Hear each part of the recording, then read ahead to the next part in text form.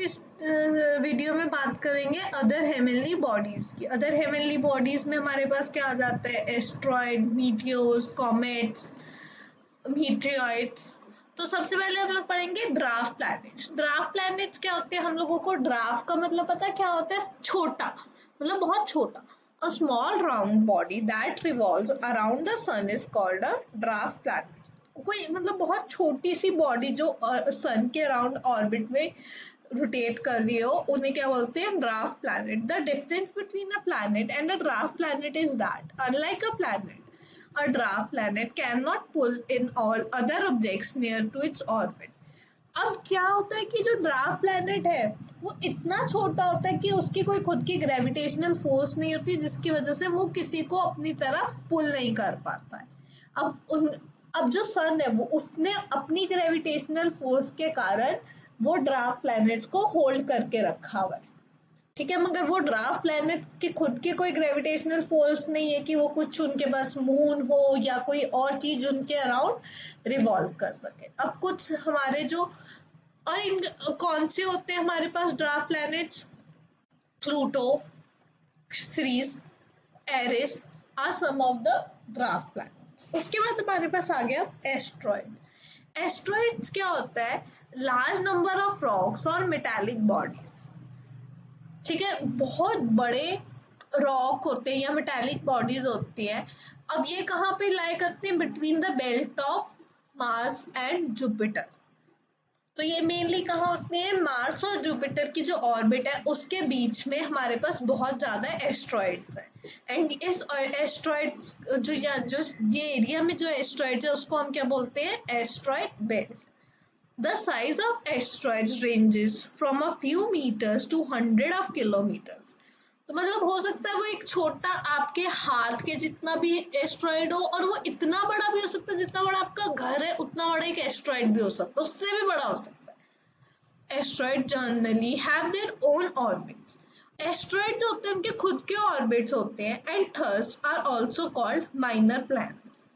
अब जो एस्ट्रॉइड्स है इनके खुद के ऑर्बिट्स है, तो इसकी वजह से, क्योंकि इनके पास ऑर्बिट्स है, इसकी वजह से इन्हें हम लोग क्या बोलते हैं, minor planets. That is why Ceres is called a dwarf planet. अब जो कैरिस है हम लोगों ने ऊपर पढ़ा ड्वार्फ प्लैनेट है, मगर वो एक मेनली क्या है, असल में क्या है, एस्ट्रॉइड है। Sometime they even have their own moons, मतलब अब वो होते छोटे मगर हो सकता है उनके खुद के मून्स भी हों। There are two theories related to the formation of asteroid. अब कुछ ऐसा प्रूवन नहीं है, बट देर कुछ दो थ्योरीज हैं जो हम लोगों को कहता है कि हमारे जो एस्ट्रॉइड्स कैसे फॉर्म हुए। First one theory, according to the first theory, asteroids are pieces of rocks and metals which failed to come together to form a planet and other planets were formed in the solar path.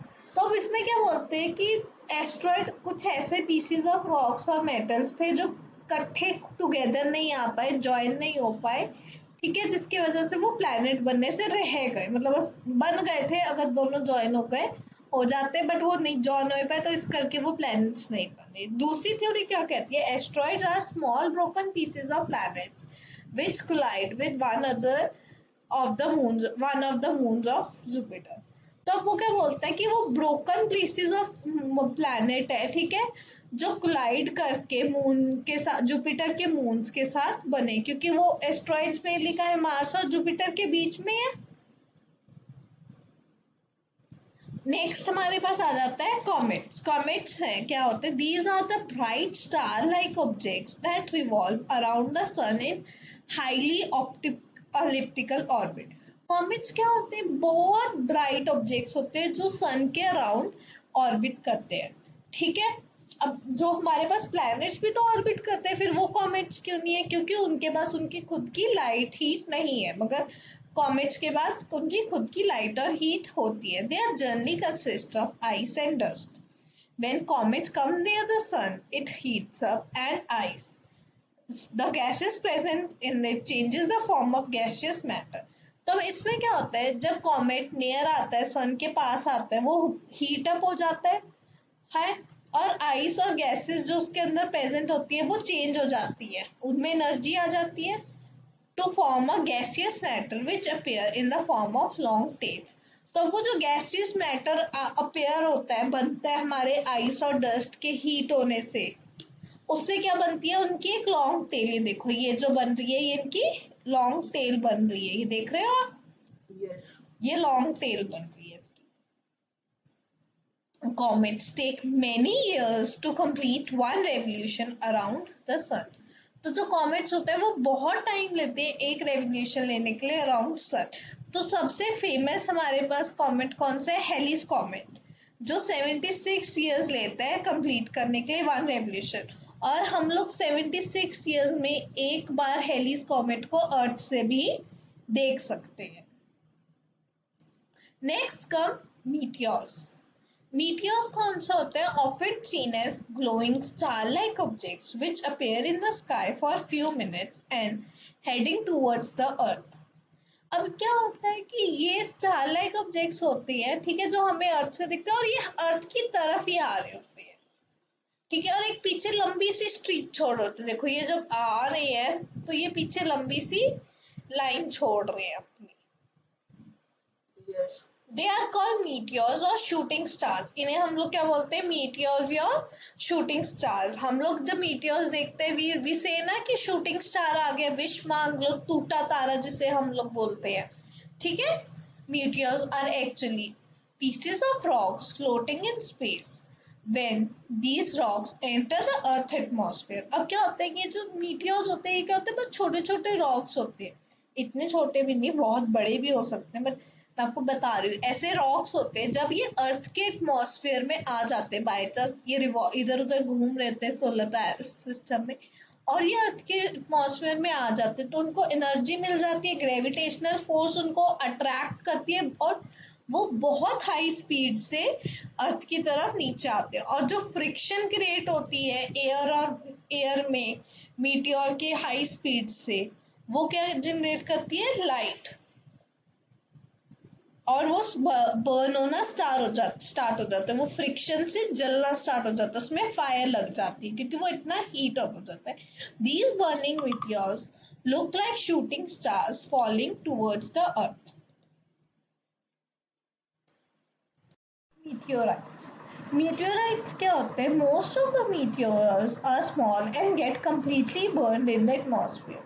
Meteors क्या होते हैं? छोटे होते हैं साइज में, और क्या होते हैं, वो जब आ रहे होते हैं वो इतनी फ्रिक्शन, इतनी फायर से आ रहे होते हैं कि वो कंप्लीटली बर्न हो जाते हैं और एशेस बन जाते हैं, ठीक है, जब तक वो अर्थ की एकदम सरफेस के पास पहुंचे। बट हो सकता है कि मीटियोर कुछ बहुत बड़ा हो जो अर्थ की सरफेस तक आने तक भी कंप्लीटली बर्न ना हुआ हो, ठीक है, अभी भी उसमें रॉक बचा हो। So, here, however, some of them are so large that they fall on the Earth's surface before being completely burned out in the atmosphere. The unburned meteors striking to the Earth are called meteorites. तो जब ये बड़ा meteor अगर completely burn ना हुआ हो और अर्थ पे स्ट्राइक कर गया, ये अर्थ पे जब मीटियोर स्ट्राइक किया, ये उसका इंप्रेशन है, ठीक है, तो उसको हम क्या बोलते हैं? Meteorite. The Barinagar Cathedral in Arizona, USA is thought to have been formed with a large meteorite struck on the earth.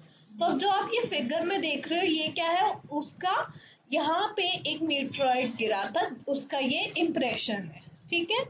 अब नेक्स्ट हमारे पास आता है डिफरेंस क्या है स्टार्स और प्लैनेट्स में। This is the one of the most important thing. Stars क्या होते हैं?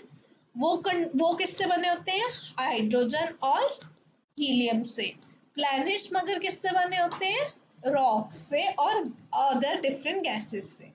Stars have their own light, plants shine on reflecting the sunlight falling on them, ठीक है। प्लैनेट्स जो होते हैं वो कैसे शाइन करते हैं? जो सनलाइट उनके ऊपर आती है उसे रिफ्लेक्ट करके। स्टार्स जो होते हैं वो बहुत बड़े होते हैं साइज में, मगर वो छोटे दिखते हैं क्योंकि वो बहुत दूर होते हैं। जो प्लैनेट्स होते हैं वो अर्थ के पास होते हैं, इस करके हम लोग उन्हें बिगर देख सकते हैं, हमें वो बड़े लगते हैं साइज में than stars. Billions of stars are present in the entire universe. तो इतने बहुत ज्यादा billions means you can even not count इतने number of stars in sky में। मगर जो वो है प्लैनेट्स कितने हैं, ऑलमोस्ट 8 प्लैनेट्स हैं हमारे पास सोलर सिस्टम में और 3 ड्वार्फ प्लैनेट्स मींस 8 + 3 प्लैनेट्स। और जो स्टार्स है except the pole stars move from east to west. अब जो सारे क्या बोलते हैं स्टार्स हैं वो किस डायरेक्शन में मूव करते हैं, ईस्ट टू वेस्ट, ठीक है। और जो बाकी प्लैनेट्स हैं वो कहाँ कैसे मूव करते हैं, west to east, except Uranus except Uranus all other planets move from west to east, that is how earth moves, earth भी ऐसे ही मूव करती है।